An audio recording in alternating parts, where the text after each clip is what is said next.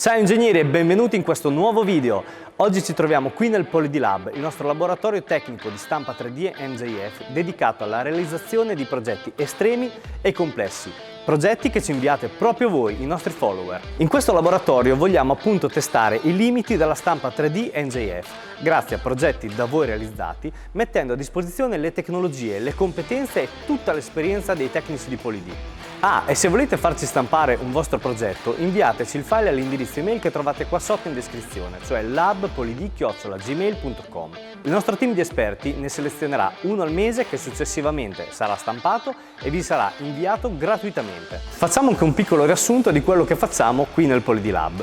Qui appunto stampiamo ed analizziamo progetti inviati da voi basandoci sulla valutazione di 5 semplici criteri: qualità del file STL o STEP, ottimizzazione del file per la stampa 3D, estetica e dettagli, stampabilità ed infine, last but not least, utilità del pezzo. E alla fine del video daremo anche un voto complessivo al progetto e poi vedrete la classifica aggiornata con tutti i pezzi valutati puntata per puntata. Ma come sempre, prima di partire vi ricordo di metterci un like se questa tipologia di video vi piace e la trovate utile, di iscrivervi al canale e di cliccare sulla campanellina per rimanere sempre aggiornati su tutti i nostri nuovi video e le nostre attività.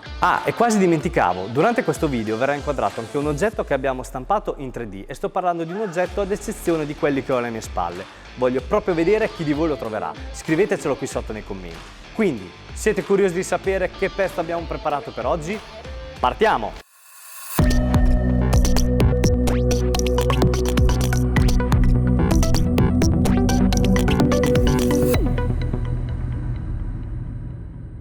Il pezzo selezionato dai nostri esperti è quello di Valerio da Roma.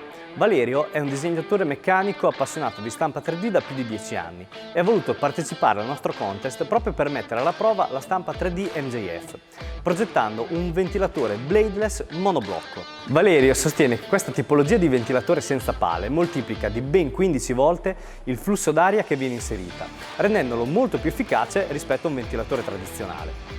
Inoltre non prevede l'utilizzo di viti. Il nostro follower infatti ha studiato un incastro alla base del ventilatore proprio per inserire una ventola da 80 mm che ha acquistato su internet. Che dire Valerio, davvero ingegnoso! E non vedo davvero l'ora di vedere questo ventilatore in azione, ma più che altro di sentirlo perché sta facendo un caldo tremendo e non se ne può più.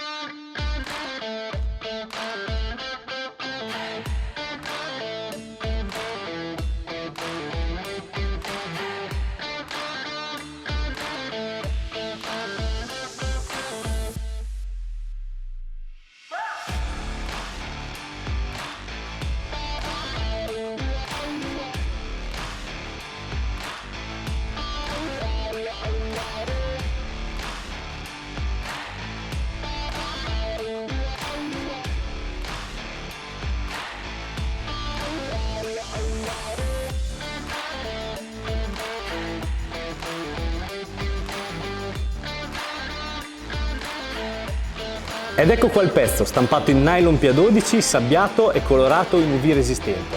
Cosa ne pensate? A me sembra davvero molto bello, ma non perdiamo tempo, andiamo subito a valutare i criteri. Partiamo dal primo punto, qualità del file. Il file STL ricevuto è senza dubbio ben realizzato e lo si può notare anche dalla presenza di una superficie piatta e liscia nelle pareti del ventilatore. Come dicevo, il file è arrivato in formato STL, ma diciamo che per prodotti così voluminosi forse sarebbe stato meglio inviare un file STEP per ottenere sempre la miglior risoluzione di stampa possibile. Comunque, in ogni caso, il file è ben fatto e gli diamo 4 stelle su 5. Il secondo punto da valutare è l'ottimizzazione per la stampa 3D. Il progetto è nato proprio per essere realizzato con questa tecnologia e infatti incarna proprio l'essenza della stampa 3D, in quanto, come detto dal nostro follower, il pezzo è un monoblocco e sarebbe comunque irrealizzabile con una normale stampa a iniezione. Inoltre, l'incastro della ventola con l'alloggiamento interno evita di dover utilizzare delle viti e rende il ventilatore, ovviamente dopo essere stato stampato, un prodotto davvero plug and play, quindi voto 5 stelle su 5. Terzo punto da valutare, estetica e dettagli. Il ventilatore risulta essere un oggetto di design molto minimal, ma comunque elegante e senza fronzoli. E dopo aver visto questo video sono sicuro che mia moglie ne vorrà uno anche lei per il salotto.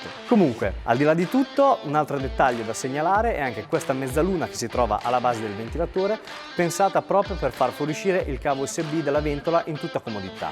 Ottima intuizione e anche qui voto 5 stelle su 5. Quarto punto da valutare è la stampabilità. La qualità delle superfici è ottima, il dimensionamento delle pareti infatti è corretto e garantisce un'ottima resistenza al prodotto. Un limite del processo sono in realtà queste deformazioni che sono create alla base del ventilatore e sono dovute al rapporto elevato tra la lunghezza e lo spessore delle pareti. Un'idea per eliminare questo difetto potrebbe essere quella di realizzare delle nervature interne o comunque una geometria diversa proprio per rafforzare queste pareti. La stampante comunque è riuscita a stampare anche la parte più acuta della cornice frontale. Diciamo che in questo caso sarebbe stato meglio fare un leggero raccordo per evitare la possibilità di sbeccature di questa parte. Magari il progettista in questo caso ha preferito dare la priorità più al design che proprio alla sicurezza del pezzo. Comunque in ogni caso, testo ben realizzato, voto 4 stelle su 5.